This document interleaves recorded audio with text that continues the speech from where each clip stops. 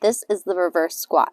So you're going to take your band and we're going to place the ankle straps on them. However, you're not going to bring it around your ankle. You're going to place them on your toes and then flex your tibialis. So you'll feel your shins light up, and that is just like our squat. So if you feel like in your deep overhead squat, you're feeling a lot of pressure throughout your shins, you're feeling a lot of pressure throughout your hips, this is going to help strengthen your shins and hips so that you can get into those positions more easily.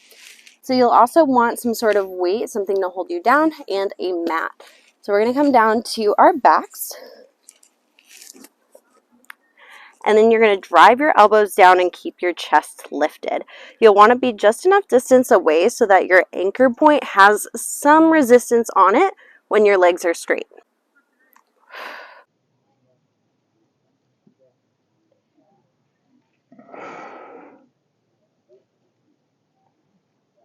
The first way we're going to progress this one is through depth. Really only comfortable, get your knees here to where they're outside of your hips, not quite there yet. This would be parallel, this would be past parallel. So your first job here is to just work here to here.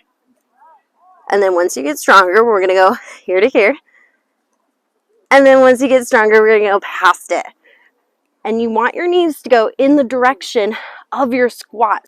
We want it to mimic the position of the squat as much as possible. After you've increased your depth to be able to reach 10 reps at full depth, that's when we'll begin to increase intensity based on sets, reps, or weight.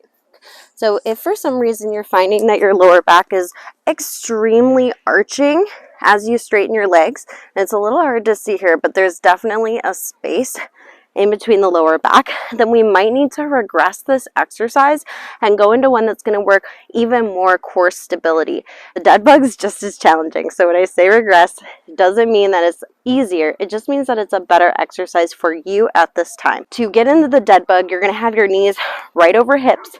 Your arms are going to be out straight. Your elbows are going to twist in so that you pin your shoulder blades to the ground.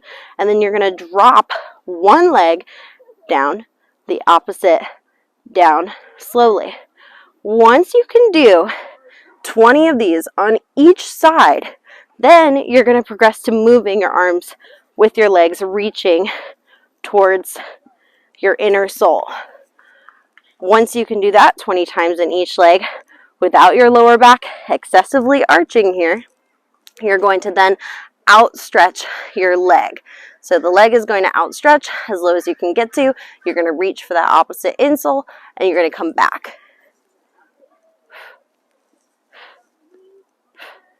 Your goal here from that position is to reach your leg as low as you can to the ground, engaging your quad so that when you come back,